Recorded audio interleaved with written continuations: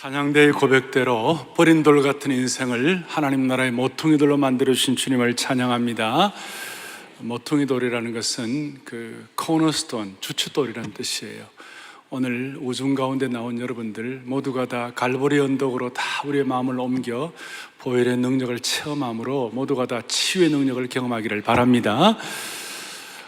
제가 이 다윗 시리즈를 하면서 한 번쯤은 공부를 좀 하고 싶었어요. 그러니까 지난주일 다 학교가 개강했잖아요. 그러니까 오늘 공부 좀 하십시다. 싫으세요? 네? 오늘은 제가 사실 교환도 좀 내드리고 이렇게 하려고 그랬는데 우리 영상도 있고 이러니까 오늘 말씀 차근차근 보면서 어떤 개인 오정현 목사가 얘기하는 그런 시간보다는 Let the Bible speak. 하나님이 말씀이 무엇을 내게 말씀하시나, 성경이 내게 뭘 말씀하시나, 그렇게 해서 하나님 주신 음성을 모두가 다 듣기를 소망합니다. 오늘 말씀의 제목은 어디로 가든지 이기게 하시니라는 이 제목은 그냥 제가 승리 지상주의를 위하여 드리는 말씀이 아니고, 이 말씀은 오늘 6절과 14절에 나와 있죠. 다윗이 어디로 가든지 뭐하게 하시니라, 이기게 하시니라. 그렇게 해서 오늘 이 말씀을 통하여 저는 하나님이 예비하신 진정한 승리의 길에 여러분들을 초대하고 싶은 거예요. 그래서 오늘 이 자리를 나갈 때는 하나님이 준비하신 그 승리를 실현하고 체험하고 돌아가기를 바랍니다. 하나님은 다윗에게 항상 두 가지를 주셨어요. 몇 가지를 주셨다고요? 두 가지를 주셨어요. 한 가지는 앞에 7장 9절에 보니까 뭐라고 나와 있느냐, 이렇게 나와 있어요. 너가 가는 모든 곳에서 내가 너와 함께 있어, 그랬습니다. 다윗과 함께 하셨다. 이거 다윗이 가진 큰 축복이었어요. 이것은 지나간 수천 년 동안에 하나님의 사람들에게 나타나는 공통적인 현상이에요. 저는 오늘 예배를 드리는 모든 성도들의 생애가 평생 주님과 함께 있는 생애가 되기를 바랍니다. 하나님의 임재를 체험하고 우리의 가장 큰 축복이에요. 오늘도 이 자리에 주님이 나와 함께 임재하신다, 축복이에요. 그런데 이게 옛날에는 됐는데 지금은 좀 안 되는 분들도 있어요. 메마른 분들도 있어요. 가장 대표적인 것이 삼손이에요. 삼손은 하나님이 함께 하셔가지고 그야말로 그 능력과 힘이 대단했어요. 근데 그냥 매너리즘에 빠져가지고 적당히 하다가 사사기 16장 20절에 보면 무슨 내용이 나오는가 하면 여호와께서 이미 자기를 떠나신 줄을 뭐예요? 깨닫지도 못했다 그랬어요. 이 영적인 둔감함, 이거 없어야 되는 거예요. 영적인 둔감함이 있을 때 승리는 사라지는 것이에요.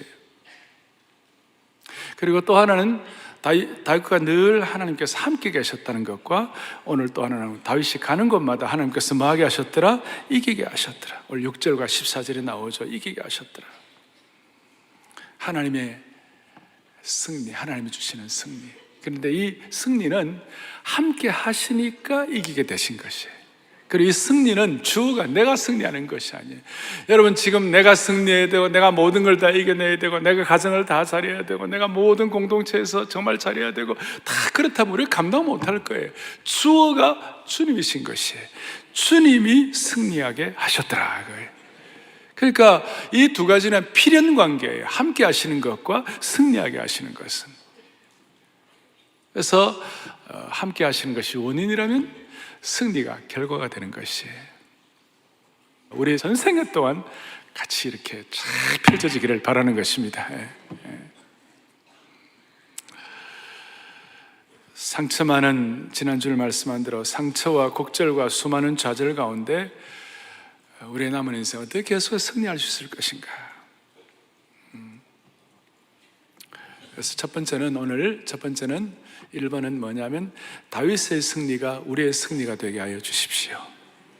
그러려면 다윗이 승리한 토대가 있는 것이에요. 그냥 다윗이 그냥 내가 승리하고 싶어 승리하고 다윗이 힘이 좋아서 승리하고 그런 것은 아니고, 사무엘하 7장 16절을 다 같이 보겠습니다. 너의 집과 너의 나라가 내 앞에서 영원히 보존되고 내 왕위가 영원히 견고하리라. 어떻게 보면 이 말씀은 다윗 생애, 다윗 시리즈 전체의 요절이라고 말할 수 있는 구절 중에 하나예요. 너의 나라가 영원히 보존되고 너의 왕위가 영원히 견고하리라. 자, 이 말씀을 하나님께서 다윗에게 주시고 이것이 다윗의 승리의 원천 중에 하나인데, 여러분 이 말씀을 볼 때에 어떤 생각이 드세요? 저 말씀은 다윗이나 하는 거지. 나는 뭐 다윗하고 뭐 닮지도 않고 또 나는 여자고 말이지. 그런데 나하고 무슨 상관이 있나 이렇게 생각할지 모르는데 그건 아니라는 것이에요. 다윗의 승리는 다윗에게만 국한된 것이 아니라 이 승리는 오늘 다윗의 자손 예수 그리스도가 내 생애의 구세주인 걸 믿고 그리스도의 보혈의 능력과 갈보리 언덕의 은혜를 우리가 깨닫고 예수 그리스도를 구세주와 주님으로 고백하는 모든 주의 백성들에게 동일하게 부어주시는 축복이다, 이것이. 그러니까 이 사무엘하 7장 16절의 영광스러운 고백은 다윗 한 사람으로 끝나는 것이 아니라 시대적으로 또 장소적으로 그것으로 국한되는 것이 아니고 이것은 우주적인 것이요 세대와 세대를 계승하는 것이다. 자, 이것은 제 얘기가 아니고 사도행전 15장에 보니까 예루살렘 교회 수장 중에 한 분이었던 야고보 사도가 아니 다윗 시대에 다윗의 은혜, 다윗의 언약, 다윗의 축복들은 우리 유대 민족만 받아 누려야 하는데 어떻게 이방 사람들이 구원을 받을 수 있나? 그렇게 막 해석이 되고 그것 때문에 이방 사람들이 구원받는 거 이런 거에 대해서 막 어려워질 때에 야고보 사도가 아모스 선지자가 고백한 그 선언을 이렇게 얘기하는 거예요. 사도행전 15장 16절 17절 보겠어요. 오늘 공부 좀 한다고 그랬죠? 자, 보겠습니다. 시작. 이후에 내가 돌아와서 다윗의 무너진 장막을 다시 지으며 또 그 허물어진 것을 다시 지어 일으키려. 17절. 이는 그 남은 사람들과 내 이름으로 일컬음을 받는 모든 이방인들로 주를 찾게 하려 함이라. 아멘.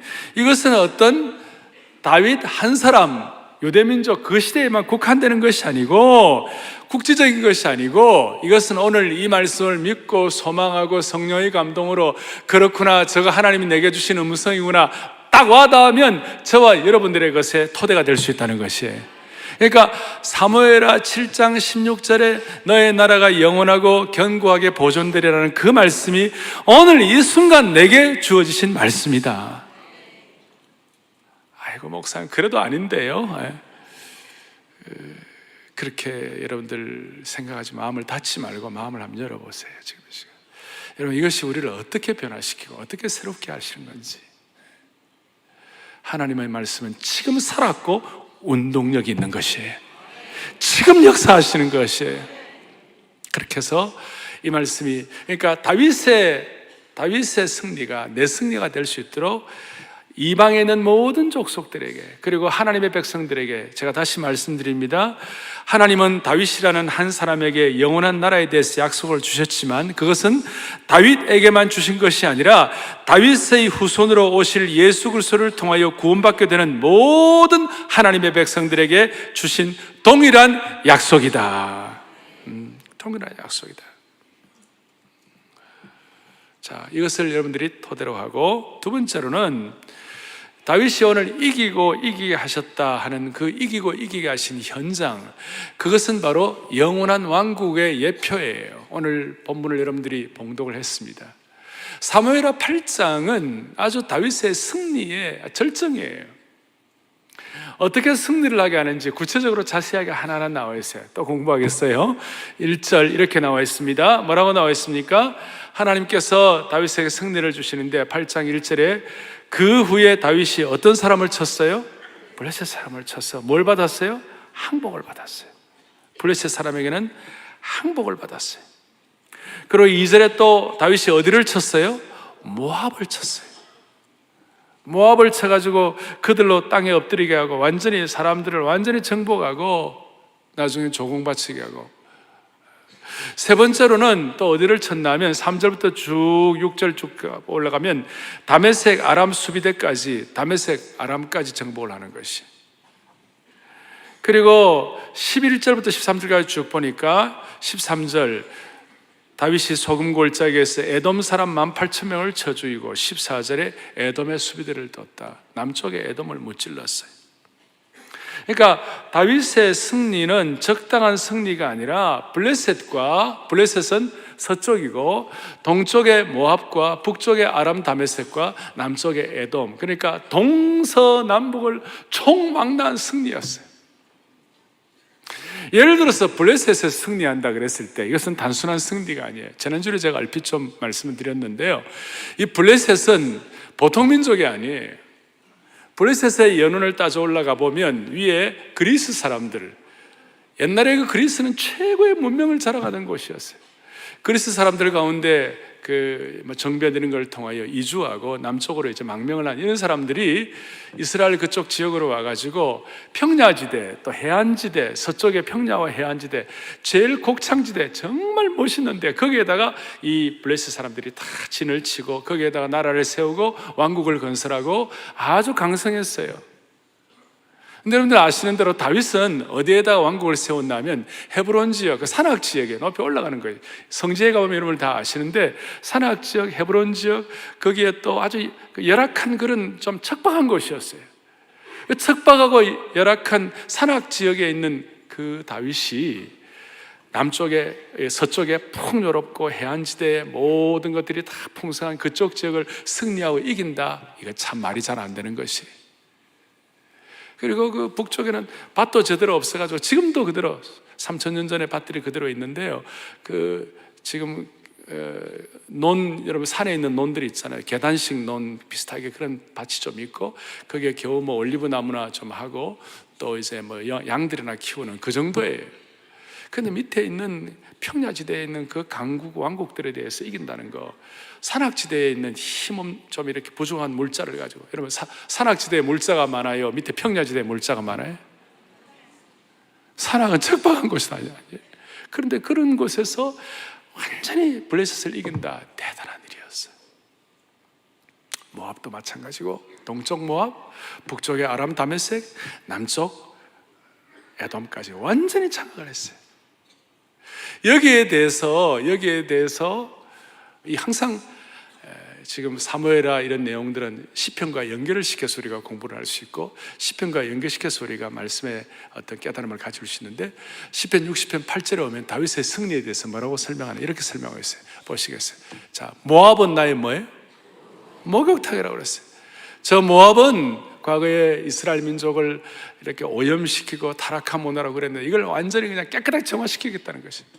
그 다음에 에돔은 에돔에는 에돔 쪽을 향해 나는 뭘 던지리라? 신발을 던져. 신발 던지다는 것은 수하로 부린다, 그런 뜻이에요. 그 다음에 블레셋아 나로 말미암아 외치라. 블레셋아라는 겁니다. 블레셋을 향한 승리를 선포하는 것이에요. 아주 멋지게 표현했어요. 모압은 나의 목욕통이라. 에돔에게는 나의 신발을 던져 수하로 부린다. 블레셋을 향한 승리를 선포하는 것이 대단한 승리예요. 여러분, 이 승리는 그냥 있어진 승리가 아니에요. 하루아침에 된 승리가 아니에요. 이 승리에 관해서는 창세기 13장에 오면 하나님께서 어느 날 믿음의 조상 아브라함을 부르시고 아브라함을 향하여 동서남북을 바라보게 하셨어요. 동서남북을 바라보게 하시니까 그걸 보니까 아브라함은 지금 있는 지금 이제 그야말로 헤브론 지역, 다윗이 성을 세웠던 그쪽 지역인데 거기서 이렇게 땅을 딛고, 뭐 그땐 땅도 별로 없었어요. 좀 이렇게 막벨라 굴 정도 좀 사는 아브라함 입장에서는 조금밖에 안 되는 그런 걸 했는데, 그런데 그게 말도 안 되는 동서남북을 바라보게 하시고, 지금 예루살렘 쪽에 높은 언덕인데 거기서 쫙 전체를 바라보게 하시고, 이게 전부 너 것이 된다. 창세기 13장에 했어요. 자, 너는 눈을 들어 뭐예요? 너 있는 곳에서, 그리고 지금 이 얘기는 누구에게 한 거예요? 아브라함, 믿음의 조상 아브라함에게 한 것이죠. 그리고 15절 보겠습니다. 보이는 땅을 내가 너와 내 자손에게 주겠다. 할렐루야 아닙니까? 이 말씀이 지금 그대로 천여 년 만에 다윗의 이 이기고 이기는 현장 실체를 통하여 완전히 이루어진 것이에요. 이것이 이루어질 때 다윗의 마음속에 아마 감동이 있었을 것이에요. 하나님 약속을 지키신 하나님, 다윗과 함께 동력을 하면서 그야말로 다윗과 함께 같이 가슴 아파하고 같이 힘들어했고, 그러나 같이 동력을 했던 나단 선지자 같은 사람들, 또 대제사장 아비아달 같은 사람들이 이 현실을 블레셋과 에돔과 다메섹과 모압의 승리를 경험하면서 마음속에 눈물이 났을 거예요. 그렇구나. 하나님, 우리 하나님은 참으로 약속을 지키는 하나님이시구나. 우리 하나님은 참으로 우리에게 참 승리를 주시는 하나님이시구나. 그것 때문에 목이 메었을 것이에요. 이것이 오늘 왜 중요합니까? 오늘 이 시간 여러분들의 마음속에 내 인생에 그야말로 나를 공격하는 모압은 어딘가, 저 풍요롭게 내 앞에서 떵떵거리는 블레셋은 무엇인가, 내 인생의 동서남북은 어디인가, 나는 본래 아무것도 없었지만 동서남북을 향하여 하나님께서 말씀하시면서 이것이 너 것이 될 것이다. 그리고 시편 2편 8절에 시편 기자는 이런 고백을 하는 거예요. 읽어보겠습니다. 내게 구하라. 내가 이방 나라를 내 유업으로 주리니 내 소유가. 아멘. 여러분, 이 말씀 읽을 때 어떠세요? 아이고, 저거는 나하고 상관이 없고 저거는 그냥 옛날 얘기고 나는 또 내가 살아요, 이렇게 하는 거예요? 아니면 그렇구나, 내게 구하라. 내가 이방 나라를 내 유업으로 주리니 내 소유가 땅끝까지 이르리로다. 어떤 한국의 기독교 실업인이 저거 읽고 은혜 봐주고 국제무역 만들어갖고 성공했다는 것이 아주 이해가 안 갑니까? 너에게 이방 나라를 너의 유업으로 주리니 너의 소유가 땅끝까지 이르리로다. 어떤 사람은 저 말씀을 그냥 지나가 버리고, 어떤 사람은 저것이 레마의 말씀으로 탁 쳐가지고 와가지고 내 소유가 땅끝까지 이르리로다. 그럴 때 어떤 사람들은 말도 안 되는 소리 하지 마세요, 뭐 이런 말도 할 수 있어요. 그런데 시편 2편 1절에 앞에 이런 내용이 나와요. 어찌하여 이방 나라들이 분노하여 민족이 헛된 일을 꾸미는가. 그랬을 때 4절 하나님께서 하늘에 계신 이가 웃으시며 주께서 그들을 비웃으시리로다. 여러분, 이런 모든 내용들은 진정한 영적 승리의 현장에서 하나님이 주시는 음성인 줄 믿으셔야 되시는 것이. 다시 한번, 하나님께서 다윗에게 주신 승리의 현장은 동서남북, 그 당시에 블레셋과 모압과 에돔과 북쪽 다메섹 아람은 감히 다윗 왕국, 처음에 이 초라한 다윗 왕국은 감히 범접할 수 없는 그런 강력한 국가들이었습니다만은 하나님께 실제로 승리하신 이 현장을 우리가 보면서 여러분 마음속에 꿈과 소망을 가져야 돼요. 그리고 아까 시편 2편 8절 다시 한번 주세요. 시편 2편 8절 이렇게 나와 있어요. 뭐라고 나와 있습니까? 내게 구하라. 내가 이방 나라를 너 소유가.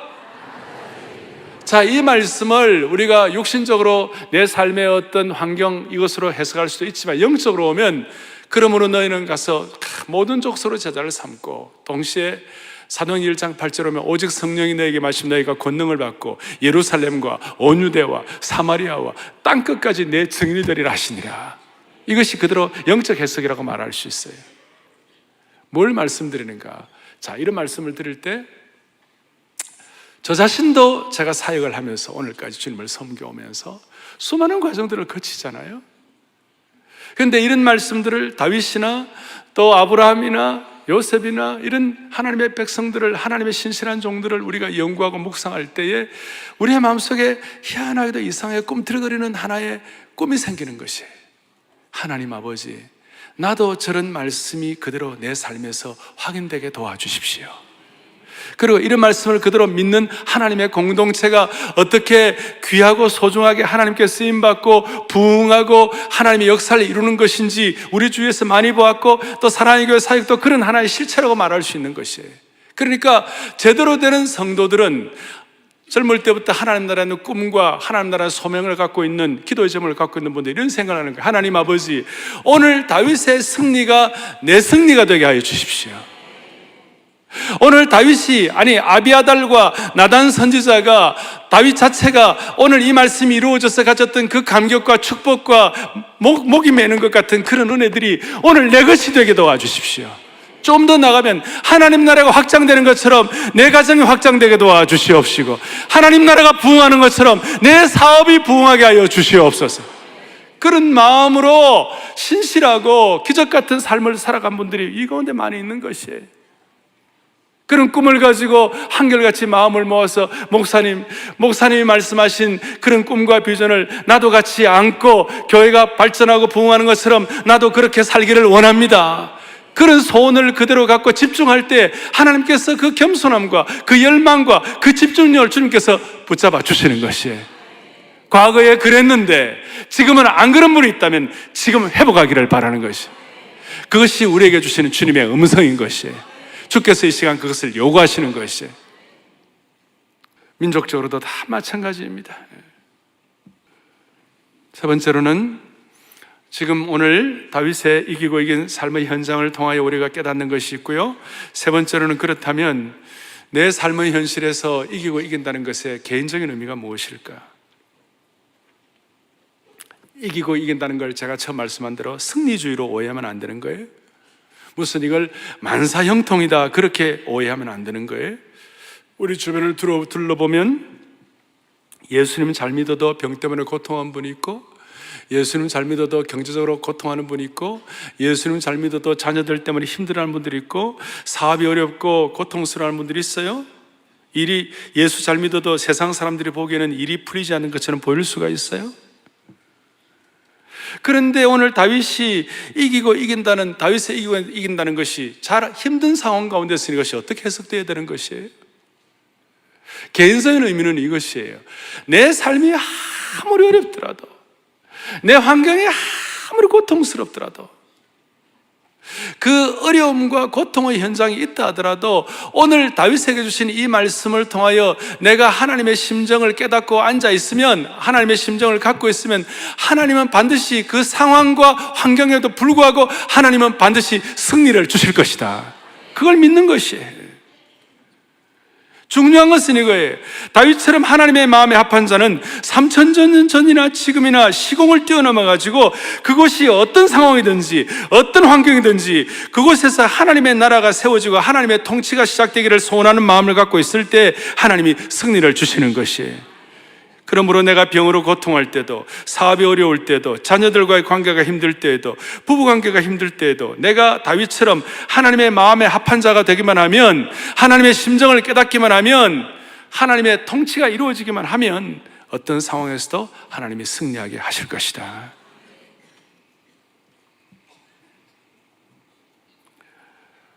요한일서 5장 4절을 다 같이 보겠습니다. 같이 보죠. 무릇 하나님께로부터 난 자마다 세상을 이기는 승리는 이것이니. 아멘. 오늘 다윗이 가졌던 이 다윗이 이기고 이긴 그것이 오늘 우리의 삶 가운데서 확증되는 것은 하나님 아버지 다윗의 승리가 오늘 내 승리가 될 수 있도록 도와달라고 하는 마음을 가지고 어떤 세상의 모든 것들을 승리하는 그런 뜻이 아니라 하나님의 통치가 내 가운데 이루어지고 하나님의 심정을 깨닫고 간절한 소원을 가지고 주님 앞에 나갈 때 환경과 상황을 뛰어넘는 하나님의 승리를 주실 것이다. 그리고 네 번째로 그러면 개인적인 뿐만 아니라 공동체적으로 진정한 승리가 무엇일까? 이기고 이기는 것에 대한 공동체적인 전략이 무엇일까? 이것은 21세기의 다윗을 키워야만 한다는 것입니다. 21세기의 다윗을 키우는 것이에요. 지금 우리가 중등부가 이제 중등 1부, 2부, 3부 이런 거 있었는데 지금은 그렇게 하지 아니하고 다윗 중등부 어떠세요? 디모데 중등부, 바울 중등부 이런 식으로 이제 사람을 키우겠다는 그런 마음으로 중등 1, 2, 3부라는 이름 대신에 그런 사람이 키워지기를 소망하는 마음으로 이름을 그렇게 붙였어요. 사람을 키우는 것이 바로 공동체의 승리를 위한 최고의 과제예요. 이것을 아주 유진 피터슨 목사님 같은 분은 흥미롭게 표현하는 거예요. 예수님은 사역의 8할 이상을 12명의 유대인에게만 집중하셨다. 왜냐하면 그것이 바로 모든 이방인과 미국인이 구원을 얻을 수 있는 유일한 길이기 때문이다 그랬어요. 그분이 미국 사람이니까 그렇게 했어요. 저 같은 경우는 예수님의 사역의 9할 이상을 12명의 유대인에게 집중하셨다. 왜냐하면 그것이 바로 모든 한국인을 구원할 수 있는 유일한 길이기 때문이다. 유대인 몇 사람을 제대로 훈련시킨 일이 모든 한국인이 구원을 얻을 수 있는 유일한 길이라는 것이, 저는 유진 피터슨의 이 말이 씹을수록 맛이 나는 것이고 하나님의 사람을 키우는 어떤 좋은 방향이 될 수 있다고 생각해요. 이름 없는 몇 사람을 제대로 훈련시키는 것이 지역과 국가를 초월하여 전혀 알지 못하는 외국 땅에 있는 사람들을 예수님께로 인도하는 최선의 길이라는 거예요. 승리의 길이라는 것이. 저는 여기서 사랑의 교회, 우리 교회의 독특한 인재훈련, 인재관을 선포하고 싶습니다. 세상은 특정 지식이나 세상은 어떤 특정 엘리트만을 키우는 것이 목표일지 모르겠습니다만은 하나님의 교회는 엘리트를 키우는 것이 아니라 하나님 나라의 일꾼을 키우는 것이에요. 어떤 특정한 지적 능력이나 어떤 특정한 수준의 사람을 세상 사람들은 찾지만 교회는 기독교적인 영성과 성품을 갖고 기독교적인 가치관과 실천력을 갖는 사람을 찾는 것이 글로벌 인재, 늘 말씀한 대로 영성과 겸손과 신뢰를 갖춘 인재를 저희들은 원하는 것이, 이것은 벼락치기가 안 되는 것이에요. 하나님 나라의 영원한 승리를 위한 인물들을 어릴 때부터 감당하고 키우는 것이. 제가 지난 여러 시간 동안 세대 계승을 위하여 지금까지 사랑의 교회를 섬기면서 지속적으로 열정적으로 끊임없이 말씀드린 것이 있어요. 이 정도 말씀드리면 많은 분들이 짐작하실 거예요. 처음에는 제가 3대가 함께하는 토요비전 새벽 예배를 강조했고, 수년 전부터는 4대가 함께하는 토요비전 새벽 예배를 제가 강단에 설 때마다 자주 말씀을 드렸어요. 제가 이렇게 4대가 함께하는 토요비전 새벽 예배를 귀가 닳도록 말씀드린 이유가 무엇이에요? 다른 것이 아니에요.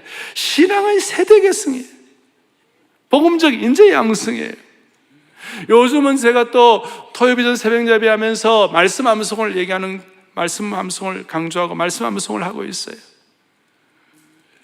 진정한 승리의 길이 뭔가? 오늘 이 시대에, 오늘 이 21세기의 AI 시대, 인공지능 시대, VR, 가상현실 시대, 그리고 수많은 이런 지금 SNS 이런 시대 가운데서, 이런 시대가, 새로운 가상현실 시대가 도래했는데, 이런 시대 가운데서 우리가 어떻게 하면 승리할 수 있을 것인가? 우리 아이들과 함께 어떻게 하면 승리할 수 있을 것인가? 사랑하는 교우들이여, 100여 년 전에 한국 선교가 들어왔을 때 19세기 말까지는 소수의 양반층을 제외한 대다수의 백성들은 글을 읽지 못했어요. 제가 지금 성경 암송, 하나님 말씀 얘기하면서 드리는 얘기예요.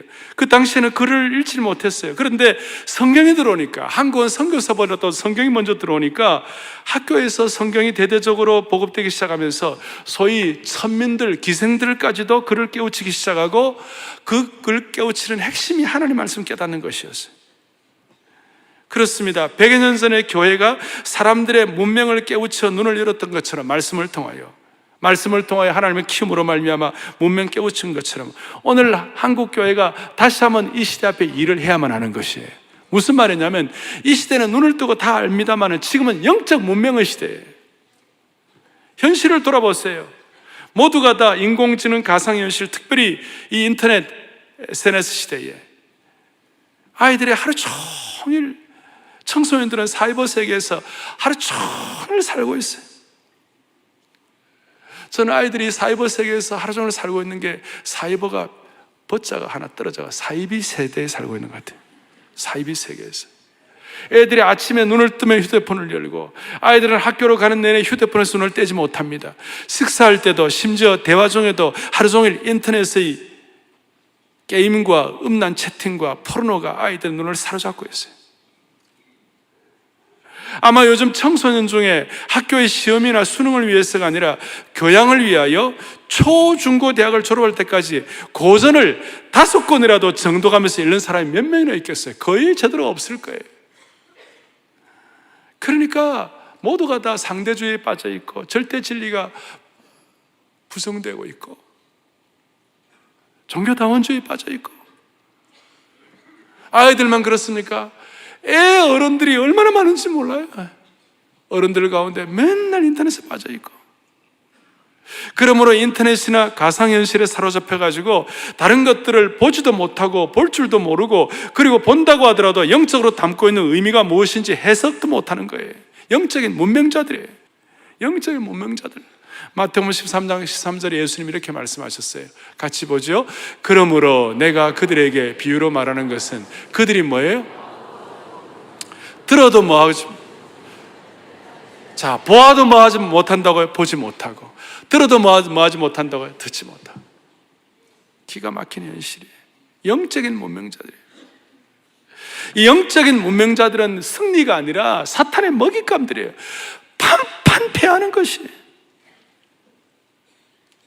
영적인 문명자들을 승리하게 하는 길은 다른 것이 없어요. 성경 오면 승리하는 것은 딱 승리의 검, 공격무기는 딱 하나예요. 나머지는 다 이렇게 방어무기예요. 구원의 투구, 진리의 허리띠, 의의 흉배, 이런 것들이 다 방어무기인데 한 가지예요. 하나님의 말씀과 성령의 검, 성령 암송이에요. 그래서 하나님의 말씀이 오늘 이 영적 문명 세대 가운데서 하나님의 말씀이 제대로 들어가야 한다. 이것이 어른들 시대뿐만 아니라 우리 손자 손녀 시대까지 그대로 계승되어야 한다. 그래야 이것이 참 우리의 승리의 현상을 공동체적으로 경험할 수가 있다. 할렐루야. 어제까지 저희가 축복비상 또 사명비상, 은사비상 그렇게 해서 2주 동안 저희들이 온 교회 잔치를 했어요. 그래서 제가 이 잔치 앞부분이 너무 좀 마음에 와 닿았어요. 오늘 영상을 좀 준비를 했는데, 그래서 오늘 교회가 진정한 승리의 현장인 것, 공동체가 축복의 현장인 것, 그리고 눈에 보이지 않는 교인, 무형교인, 우리 자신도 다윗처럼 그렇게 될 수 있다는 거, 이런 상황을 해가지고 조금 이렇게 설교 이 시간이 좀 이렇게 흐트러지면 안 되겠지만 그래도 좀 연결되는 것 같기 때문에 제가 영상을 준비했어요. 보시겠어요? 자, 영상 보시겠어요?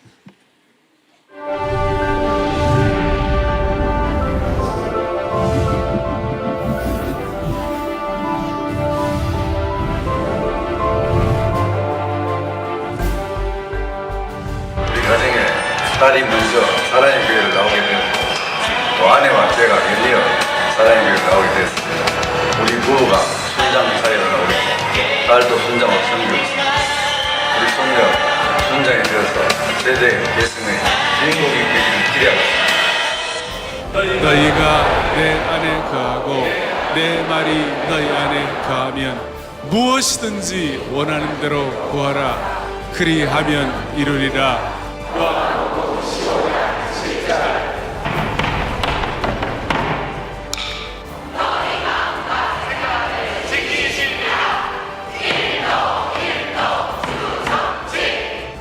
만군의 여호와의 이름으로. 믿음의 사대가 함께하는 사랑의 교회는 하나님의 생명샘 같은 말씀 암송을 통해 새로운 삶의 중심이 되신 그리스도가 가득하게 자리하기 시작했습니다. 말씀의 언약궤를 가까이 하는 영가족 모두에게 오베데돔의 축복과 은혜가 가득합니다. 잔치집 같은 복음의 기쁨을 가진 사랑의 교회는 생명과 은사와 사명으로 비상할 것입니다. 생명 비상은 그리스도의 피로 물든 복음의 능력이 비상하는 것입니다.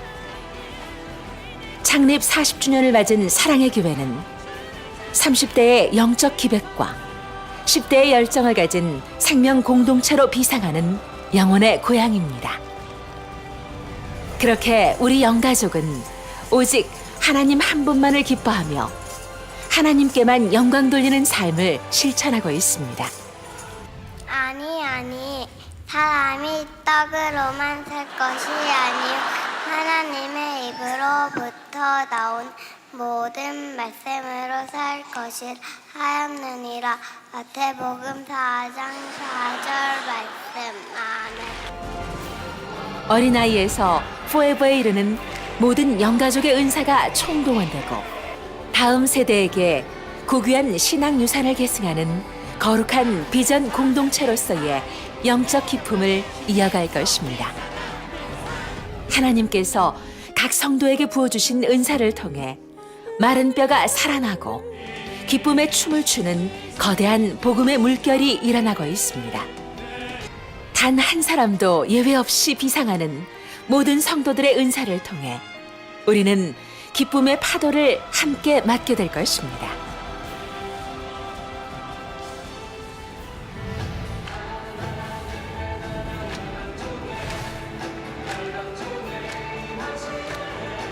글로벌 인재를 양성하고 있는 사랑의 교회는 세계 선교를 마무리하고 세상을 변화시키는 섬김의 사명으로 비상하고 있습니다.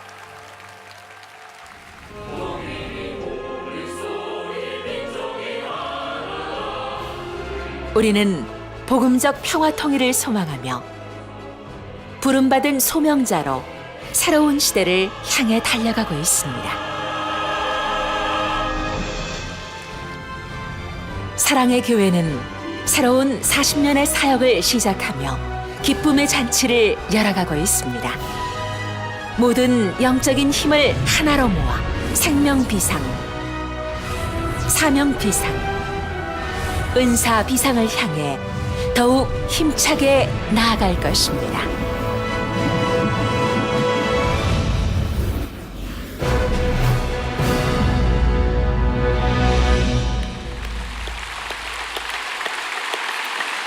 감사합니다. 감사합니다. 앞에 손주가 순장되기를 원한다는 그 할아버지의 심정이 바로 다윗의 심정인 줄로 믿습니다. 우리가 이런 세대 계승돼야 되고, 그리고 사실은 지금 주일학교가 다른 어떤 시대보다도 지금도 소중한 시대가 됐어요. 영적 문명의 이 시대 가운데 우리는 제대로 하나님의 사람들을 세워야만 할 것이에요. 과거에 우리나라는 식목일이 있었어요. 식목일에 가고 황폐한 산에다가 나무를 심었어요. 그러나 어느 10년, 20년, 30년 지나니까 쑥쑥 자란 것이 한국교회가 시대적 승리를 위하여 이 일을 기억하고 감당해야만 할 것입니다. 한 가지 주의만 우리가 좀 주의해야 할 것만 정리하고 말씀을 이제 정리하려고 하는데, 핵심은 이것입니다. 이 승리가 계속 이어지지가 못했어요. 소위 무너진 다윗의 장막이 되었어요. 그것이 바벨론 포로 시대에 제일 정확하게 드러났습니다. 바벨론 포로 시대 때는 다윗의 장막이 무너졌고 이스라엘 민족이 패배를 했습니다. 어떻게 보면 그것은 하나님께서 다시 세우고자 하시는 하나님의 사랑의 채찍이요 경계였습니다. 그 바벨론 포로 시대 때 사람들이 갖고 있던 4가지 약점이 있었어요. 그걸 극복하면 우리는 또 승리할 것입니다. 첫째는 패배주의였어요. 세속화였고 패배주의였어요. 바벨론의 부패한 문화에 물들어가지고 어떻게 할 수가 없어요. 그리고 그 당시에 신앙계승의 부재였어요. 신앙계승의 부재였어요. 그러니까 20세기 후반 전까지만 하더라도 세대 차이란 말이 본래, 제너레이션 갭이란 말이 본래 없었어요. 그런데 세상적으로 워낙 이렇게 세속한 문화가 발달되다 보니까 이 세대 차이란 말이 생기기 시작했어요. 근데 진짜 복음 안에서 신앙의 가정에서는 여러분 세대 차이가 없는 줄을 믿습니다. 세대 차이라는 말이 신앙 안에서 있을 수가 없어요. 세대 차이가 극복돼야 되는 것이고, 나머지는 또 패배주의 혹은 상실감들, 사명도 소명도 은사도 상실한 바벨론 포로 시대였어요. 그런데 그 무너진 장막을 다시 회복하라, 다시 승리를 회복하라. 그 무너진 장막을 보고 가장 가슴 아리를 했던 사람이 느헤미야였어요. 느헤미야는 여기에 대한 소명을 가지고 52일 만에 무너진 성벽과 장벽을 세웠어요. 그걸 세우는데 느헤미야가 가졌던 6대 원칙이 있었어요. 오늘 이것이 제가 탁탁탁 얘기를 하지만 마음속에 와닿는 것이 있을 거예요. 첫째는 확실한 자기 진단이었어요. 내 현실을 정확히 진단했어요. 뭐가 문제인지. 그리고 둘째는 그 진단을 하고 자기들의 잘못을 깨닫고 회개했어요. 그리고 세 번째는 회개뿐만 아니라 철저한 전략을 세웠어요. 네 번째로는 함께 일할 사람들을 찾고 세웠어요. 동력자를 찾았어요. 다섯 번째는 영적인 견고함과 뚝심으로 어떤 방해에도 이겨나갔어요. 영적인 견고함은 뭐로요? 뚝심으로. 그래서 저 뚝심이 들불처럼 일어난 거예요. 그리고 여섯 번째는 하나님의 승리를 감사하고 잔치했어요. 모든 승리의 패턴은 동일할 것입니다. 현실 진단부터 마지막 하나님께 대한 감사 잔치까지 동일할 것입니다.